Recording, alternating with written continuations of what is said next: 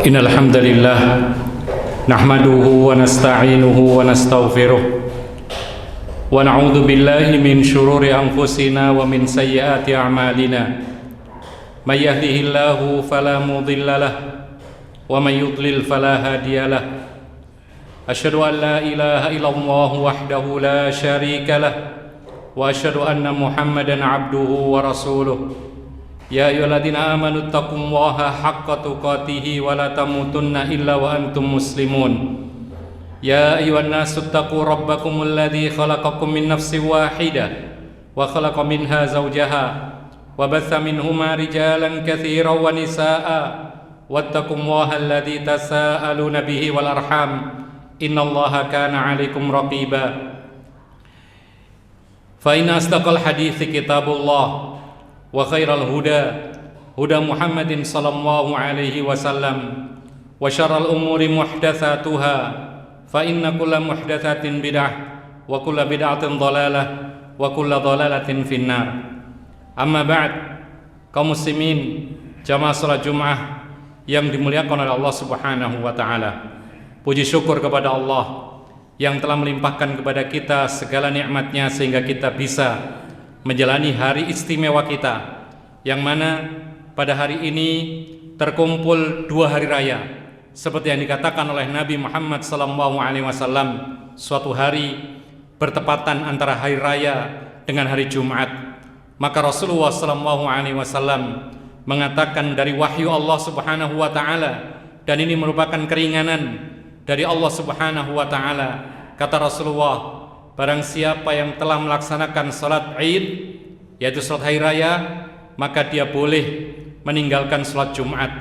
Namun kata Rasulullah SAW, kami tetap menyelenggarakan salat Jumat. Oleh karena itu kaum muslimin yang dimuliakan oleh Allah, salah satu keringanan dari Allah Subhanahu wa taala yang diberikan untuk kita semua kaum muslimin, maka bagi yang telah melaksanakan salat hari raya, dia boleh meninggalkan sholat Jumat dan dia ganti dengan sholat zuhur. Namun barang siapa yang melaksanakan sholat Jumat, maka itulah sunnah Rasulullah sallallahu alaihi wasallam. Kaum muslimin jamaah sholat Jumat yang dimuliakan oleh Allah Subhanahu wa taala, salah satu momen terbesar ketika Idul Adha adalah berkorban, yang mana ini merupakan awal mula yang melaksanakan adalah Nabiullah Ibrahim alaihi salam. Beliau melaksanakan kurban karena diperintahkan oleh Allah Subhanahu wa taala.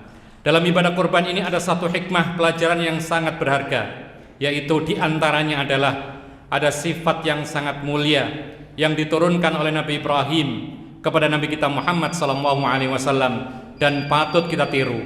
Sifat apakah itu? Sifat itu adalah merasa berbaik sangka kepada Allah Subhanahu wa taala dalam situasi apapun, baik dalam situasi sulit ataupun situasi senang, maka kita harus selalu berhusnudzon kepada Allah Subhanahu wa taala. Mari kita melihat bagaimana Nabi Ibrahim alaihi salatu wassalam tatkala umatnya menyekutukan Allah, menyembah berhala, bahkan ayahnya sendiri adalah penyembah berhala dan pembuat berhala, tapi Allah Subhanahu wa taala tetap memerintahkan kepada kaumnya untuk diseru kepada tauhid, penyembahan kepada Allah Subhanahu wa taala. Maka secara hitungan logika tidak akan mau mereka ini masuk ke dalam agama yaitu tauhid, tetapi dengan husnudzon Ibrahim alaihissalam tetap menjalankan perintah Allah, berdakwah kepada tauhid dan menyeru agar supaya meninggalkan semua berhala. Akhirnya Allah pun menolong beliau meskipun dia telah diuji dengan berbagai ujian, disiksa oleh pemimpinnya, bahkan dibakar hidup-hidup, tapi karena dia berhusnudzon kepada Allah, terus melaksanakan perintah Allah, maka Allah pun menolong, yaitu dakwah tauhidnya, sampai kemudian mereka-mereka yang beriman pun akhirnya menjadi kuat imannya. Kaum muslimin jamaah salat Jumat yang dimuliakan oleh Allah, di masa tua Nabi Ibrahim alaihissalam, beliau tidak punya anak. Bahkan orang-orang mengatakan engkau telah mandul, tidak akan punya anak. Tapi Allah merintahkan dia untuk terus berdoa. Maka dia husnudzon kepada Allah. Dia mengatakan, Rabbi habli minas salihin, ya Tuhanku, anugerahkan kepada aku anak-anak yang saleh dan salihah.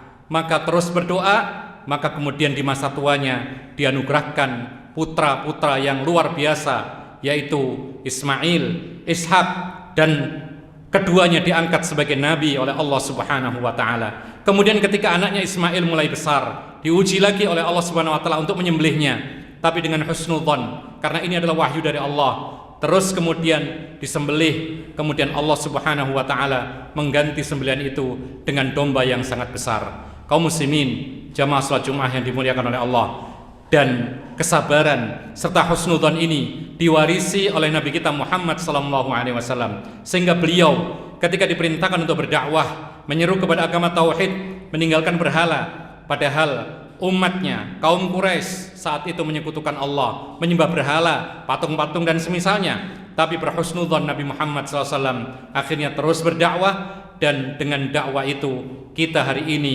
merasakan nikmat, yaitu Islam dan tauhid, sehingga kita bisa menjalankan agama Islam dengan sebaik-baiknya. Aqulu hadza wa astaghfirullah li wa lakum innahu wal ghafurur rahim.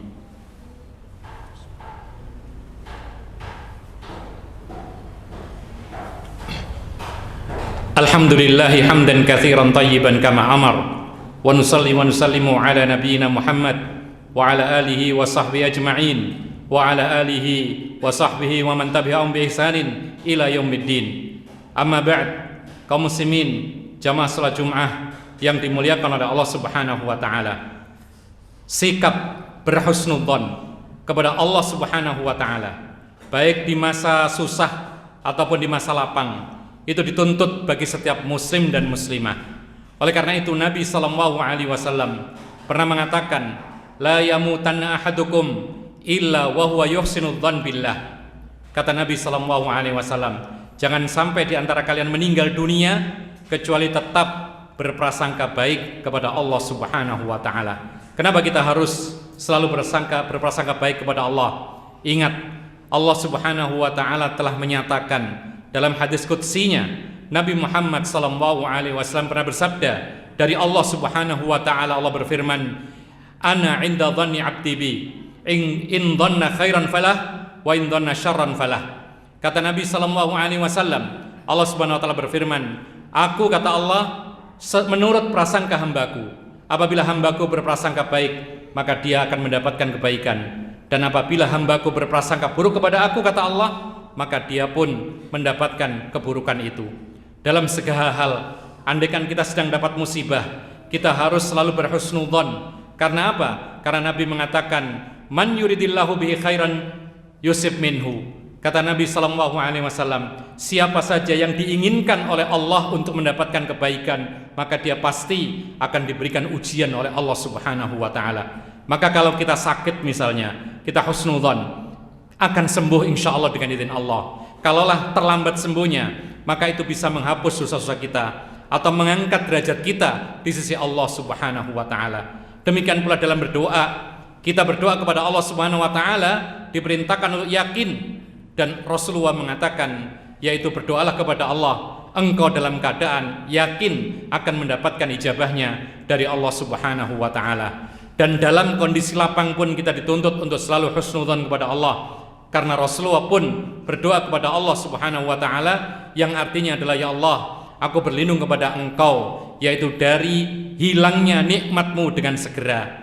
Dan Allah pun mengatakan, la in syakartum la azidannakum wa la in kafartum inna adzabi lasyadid. Andaikan engkau itu bersyukur kepada nikmatku, maka Allah akan menambah nikmat tersebut, dan jikalau engkau kufur kepada nikmatku, maka azab Allah sangat pedih. Ma'asyiral muslimin rahimakumullah. Mudah-mudahan kita semua diberkahi oleh Allah Subhanahu wa taala, waktu kita, umur kita, kegiatan kita, amal soleh kita, dan segala sesuatu kebaikan yang kita lakukan mendapatkan berkah dari Allah Subhanahu wa taala. Allahumma ighfiril muslimina wal muslimat wal mu'minina wal mu'minat al ahya'i minhum wal amwat. Rabbana atina fid dunya hasanah wa fil akhirati hasanah wa qina adzabannar. Wa sallallahu ala nabiyyina Muhammad wa ala alihi wa sahbihi ajma'in. Wa akhiru da'wana anil hamdulillahi rabbil alamin. Wa aqimis shalah.